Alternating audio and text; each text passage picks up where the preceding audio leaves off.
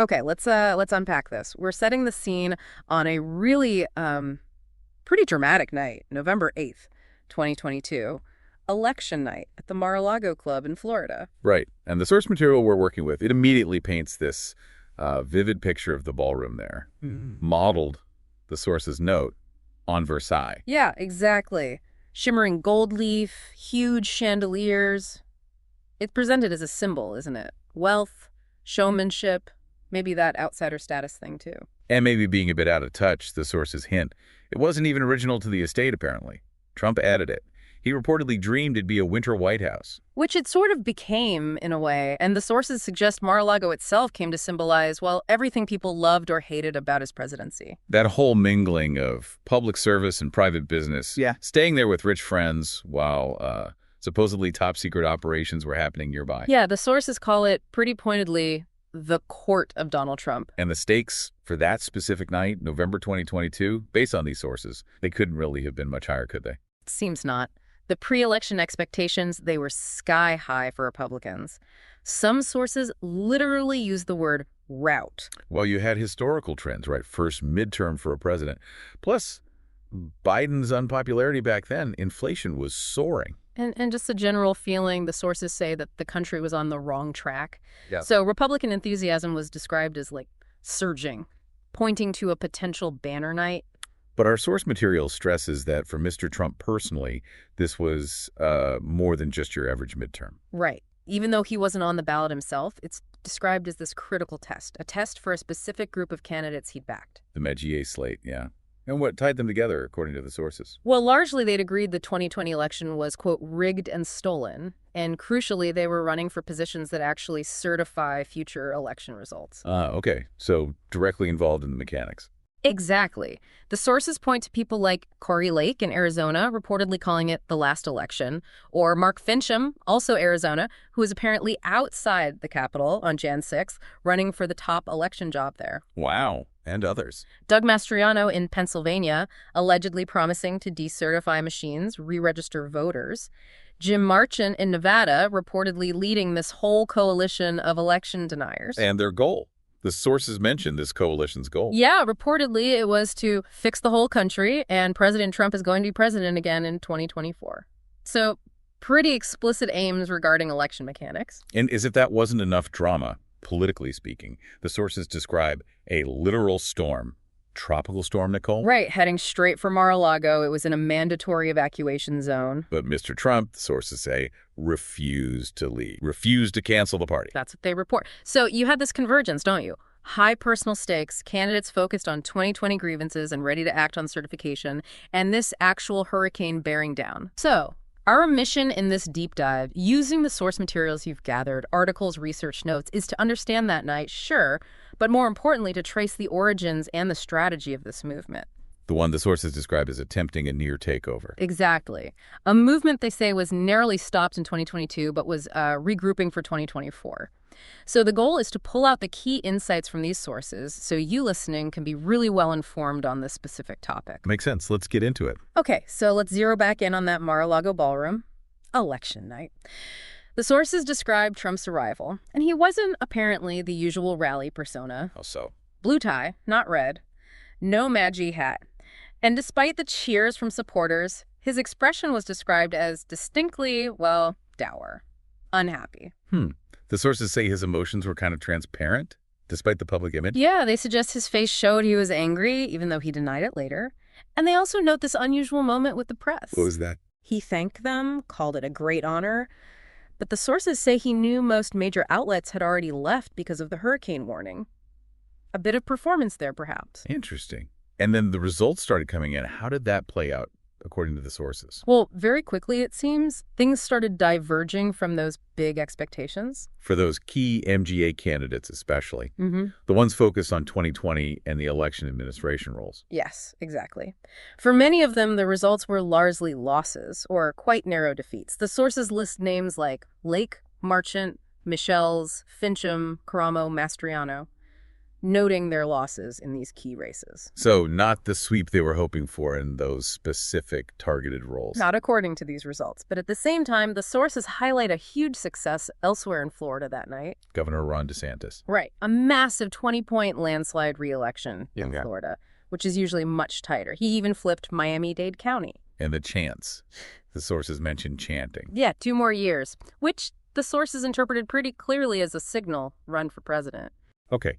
So a mixed bag for the GOP overall, but specifically tough for the Trump-backed, election-focused candidates while DeSantis surged. That's the picture the sources paint, and Trump's actions later that evening. The sources say he just sort of loitered quietly at his table, didn't go back to the podium to talk about the results. Maybe, they speculate, because the good news wasn't there. And by the time he left, around midnight, that Versailles ballroom was mostly empty, just a few stragglers. And the sources offer this image. Watching him leave, you could almost see him, just for a moment, as simply the club owner, hosting a party nobody really wanted to be at anymore. It's a striking image, and the sources frame this night as more than just, a personal setback for Trump. Right, they call it the closest the country came to being taken over by this radical far-right mass movement. A movement they stress was stopped, narrowly, in 2022, but wasn't finished, already regrouping. Which really begs the question, based on this material, where did this movement actually come from? Good question. The sources trace its roots back quite a way in American political history. They say it's long existed in the, quote, political bloodstream. They even note that the motto America First wasn't new with Trump. It originated back in 1940 with isolationists. Right. And the ideology itself, across different times, it's loosely defined, the sources say. Nationalism, traditional social values. And a fierce opposition to liberalism, often seen as this slippery slope to communism.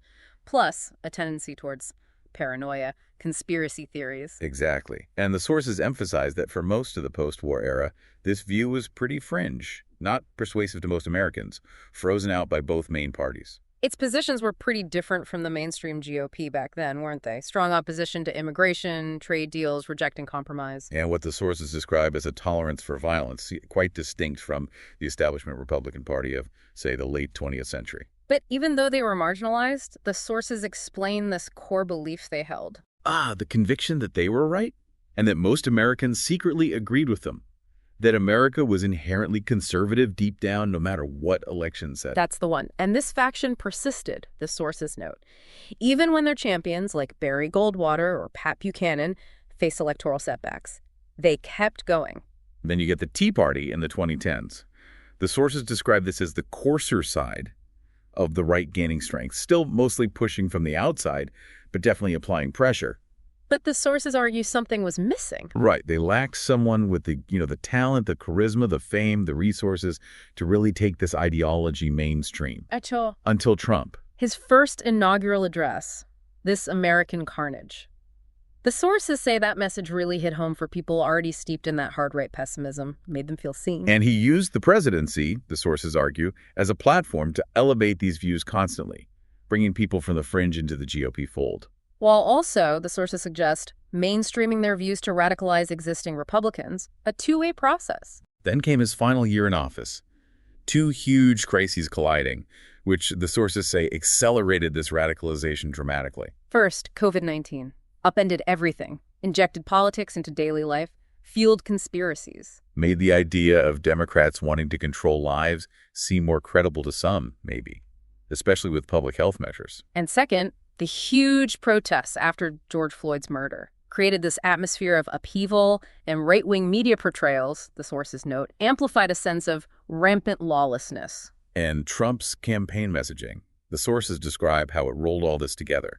The China virus, the perceived thugs. Into this huge voter fraud conspiracy against him. The argument is that the misinformation around the pandemic and the protests sort of primed supporters to reject the 2020 election results. The specifics of how it was supposedly stolen didn't matter as much, the sources suggest, as the core message. This is another example of why America must tilt right. That line he reportedly used at rallies, "This nation does not belong to them, this nation belongs to you," captures that feeling, doesn't it? It does.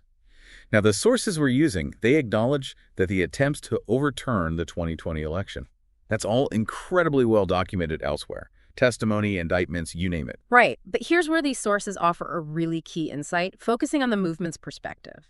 How did they interpret why those attempts failed? And the framing presented is interesting. It wasn't seen by them as failing because the attempts were, illegal or detached from reality. No. From their viewpoint, as described in the sources, Trump was thwarted at almost every critical moment by Fellow Republicans. Exactly. The sources give specific examples. The Republican clerk in Antrim County, Michigan, who fixed an honest error quickly. The Georgia Secretary of State, Raffensperger, refusing the fine 11,780 votes demand. The Republican supervisors in Maricopa County, Arizona, reportedly screening Trump's calls, certifying Biden's win anyway. And even Mike Pence, his own vice president, refusing to block the certification on January 6th. So, from the perspective outlined in the sources, these were the culprits. Weak Republicans, RNOs, they sold out Trump. And the lesson learned, according to the sources, his supporters saw this perceived weakness and decided they had to organize to fix it. Their conclusion, as presented here, take over the party apparatus itself, from the ground up, starting small. The precincts, the absolute base level of party organization, building upwards from there. And this plan, this approach, became known, the sources say, as the precinct strategy, the chosen method to fix that perceived Republican betrayal. Which brings us to a central figure in promoting this specific strategy, according to the sources, Dan Schultz. Right. The man Steve Bannon would later credit with the core idea for this takeover. The sources actually take us back to his childhood. 7th grade civics class, Alma, Wisconsin, late 60s, an influential teacher, a Mr. Alvord. Standard stuff, right. Government structure, how politics works, but importantly, the role of political parties, even though they aren't government, technically. And Dan apparently really dug into the Wisconsin Blue Book, those official state almanacs that laid out the party structure. That pyramid. National, state, county. And at the very bottom, the precincts, the smallest building blocks. And the Blue Book apparently stated that the real power is in the voluntary organizations, and the key figures are the precinct committeemen, the activists on the ground. And these precinct officials, they elect the leaders all the way up the chain. That's the key takeaway Dan got. And maybe the most lasting thing, as Dan remembered it, was Mr. Alvord's final message to the class. What was that? Something like, I've taught you how politics really works. You're too young now, but someday there might be a real political crisis. Mm-hmm. And when that day comes, you'll have the knowledge to get involved in party politics and save the republic. Wow, that stuck with him. Clearly. And the sources describe how his later life experiences kind of reinforce this. West Point, Army intelligence, learning about motivations, ME money, ideology, coercion, ego. Exposure to political history, too. The Goldwater campaign's alleged 1964 party takeover plot. Yeah, and his own personal fears. The sources mention concerns about gun control leading to government overreach, fears about socialism, things that made him feel a crisis was coming. So he was looking for a strategy, something concrete, and the sources say he found the opportunity where? Arizona.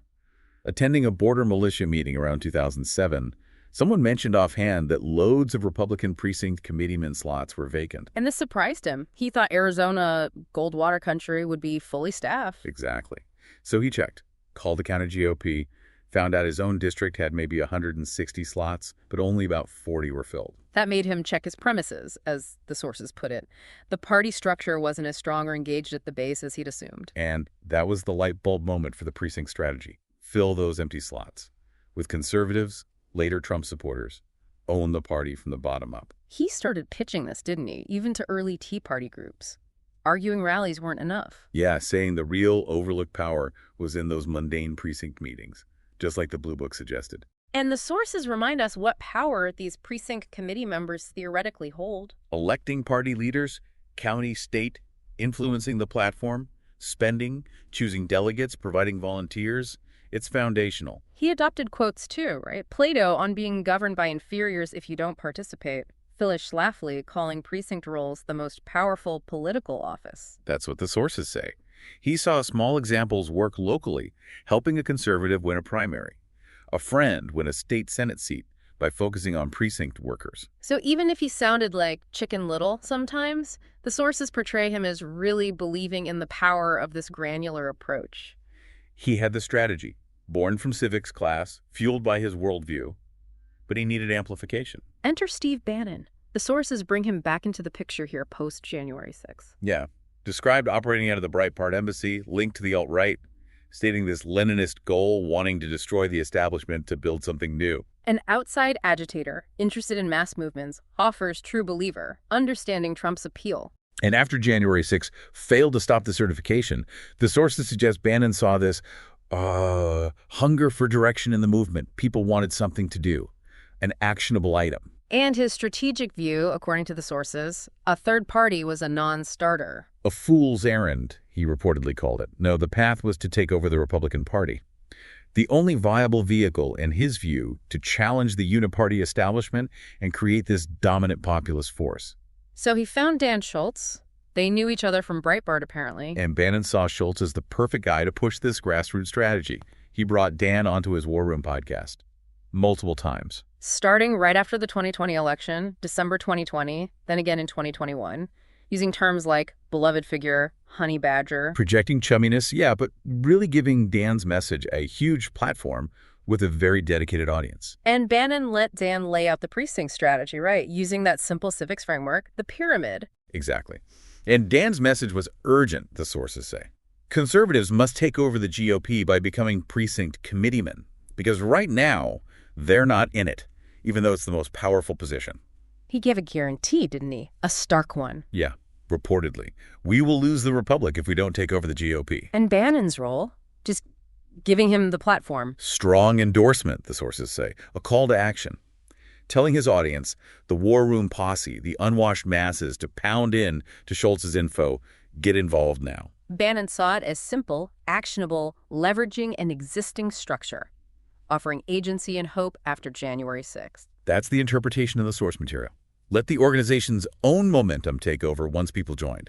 So how successful was this precinct strategy, according to the sources, in terms of its goal of party control? Considerably successful, they state. Effective in pushing out Republicans not seen as loyal enough to Trump or the election denial narrative. Leading to what the sources describe as the far-right extreme capturing the Republican Party institution itself. But there's the counter-narrative from the 2022 midterms, right? Yeah. The sources bring that up, too. Yeah. While the movement gained control of the party apparatus, it remained reportedly unpopular with the broader electorate. And Democrats, the sources suggest, use that MAGA brand effectively to paint GOP candidates as extreme, alienating swing voters, contributing to those losses we talked about. Still, the sources made another key point about the aftermath of 2022. Which is? Despite the results, the criticism of Trump from some Republicans didn't really shake the base of support for the movement. Even those maybe open to a new leader weren't looking to abandon Trump's remaking of the party. And, crucially, because of the precinct strategy's success in placing allies within the party structure. The party organization itself, now largely controlled by election deniers, according to the sources, resolved not to moderate, not to tack back to the center. So the conclusion drawn in the sources is that this empowered movement, now controlling the party, wouldn't just quit. The threat to democracy, as they frame it, hadn't passed. They resolved to try again in 2024. And the sources point to what they see as the lasting danger here.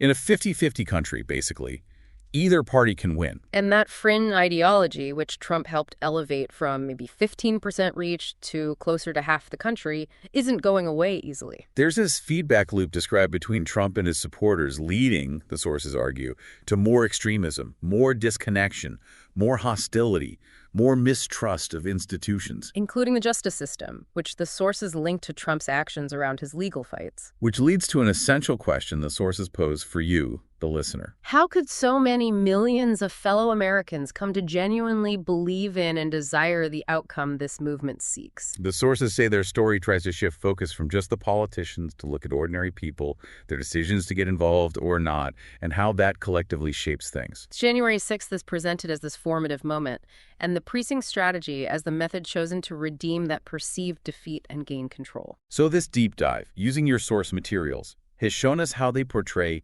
the movement's roots, its grievances, that sense of Republican betrayal is key. And the adoption of this precinct strategy, seemingly simple, maybe overlooked, but amplified by Bannon as the way to capture the party from the inside out.